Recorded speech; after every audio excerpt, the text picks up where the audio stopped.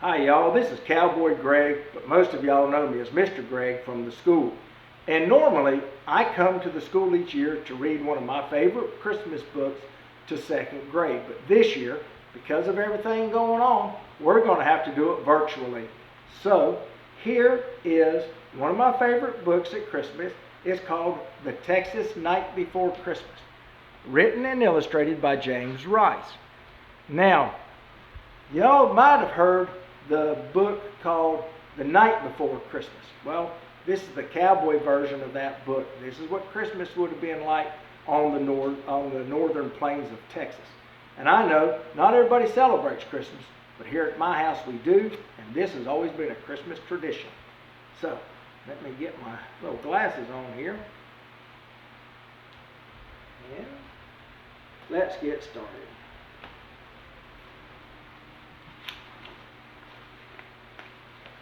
And it's The Texas Night Before Christmas, written and illustrated by James Rice.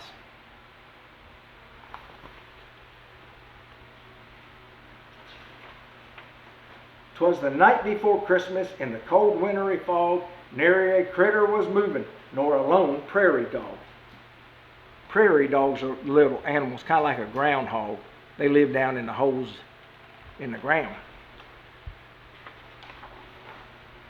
Then from out of the north the breeze gave a stir, an icy cold blast swirled the fog in a blur. A blue Texas norther roared over the plains, and the cold fairly whistled through the loose window panes. Looks cold out there, doesn't it? I poked at the fireplace to stir a flame up. The embers glowed redder, but the cold stayed the same. Ma fixed up our dinner to be ready next day, and thought about Christmas a few hours away. Our scuff boots were assembled on the floor pair by pair, where Santa would find them, for he soon would be there.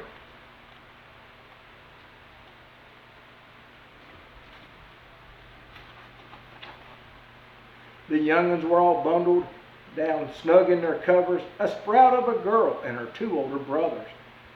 So me and my long johns and Ma in her gown warmed up by the fire before we laid ourselves down.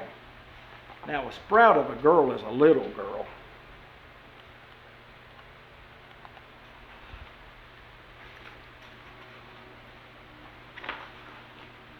Then from out on the range there came such a ruckus, I ran to the window to see what the fuss was. Through the blue winter blizzard a scene came to sight.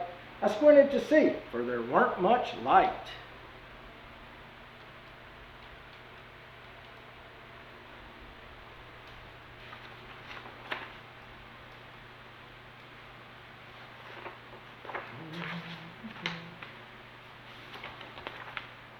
Then there's stomping and snorting and pawing the ground were 8 scrawny longhorns stampeding around in front of a wagon piled full as could be, with boxes and bundles as high as a tree.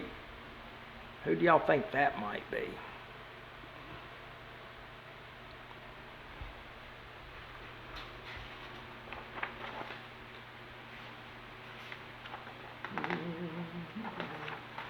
Then a beller and yell soon set them all straight from a fat little old ramrod who put fear in the 8.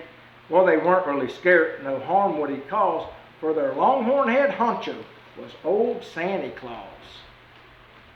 He doesn't dress like the Santa Claus around our place, does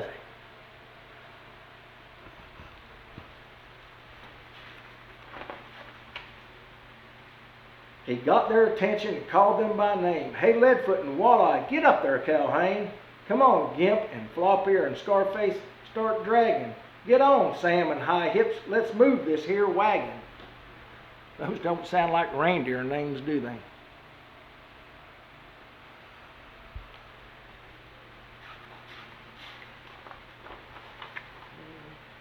Old Leadfoot he bellered and lifted his head, then straight on they trampled through Ma's flower bed. They laid the gate flat and the clothesline went too. Nothing stood in their way as they flat-footed through. Boy, making a mess.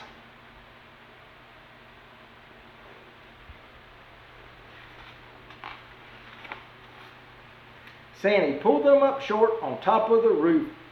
After wrecking the porch with their clodhopper hooves, they rocked our sod shanty and the dirt sifted down, and then through the chimney Sandy came with a bound. Now a sod shanty is what they called their houses. There weren't many trees on the plains of Texas, so they would cut chunks of grass to build the walls to make their house, and that's why they called it a sod shanty.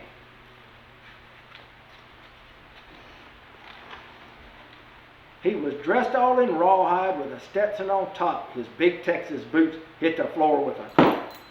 He shook his great belly and stomped with each foot, which knocked off a shower of mud, ash, and soot. His eyes were both squinty. His skin was like leather from too much exposure to that raw Texas weather.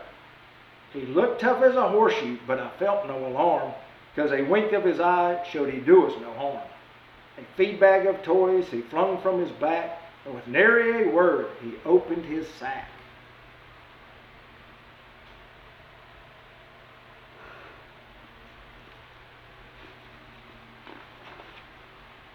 He filled all the boots and piled them up high, then looked out the window and up at the sky.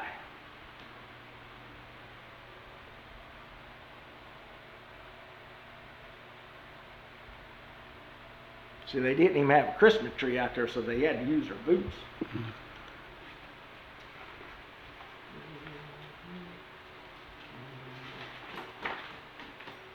The cold Texas norther still whistled and blew, but more youngers was waiting. His work wasn't through. It was hard to just leave and walk through the door to face all them longhorns and that cold as before.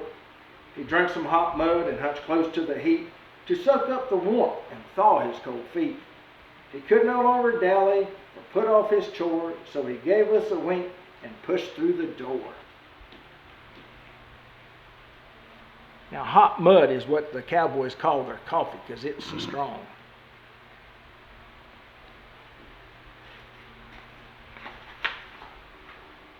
He prodded the longhorns to get on the go, and the wagon took off through the fog and the snow.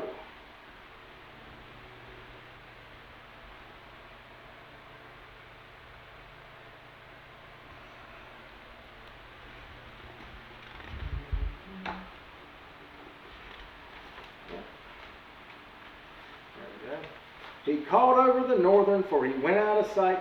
Merry Christmas, ye-haw, and y'all have a good night.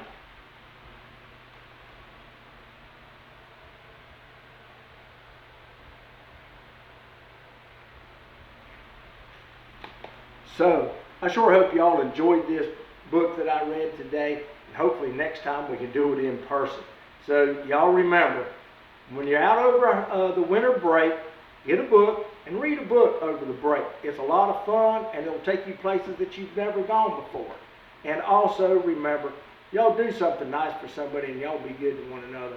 This is Cowboy Greg, or Mr. Greg, saying bye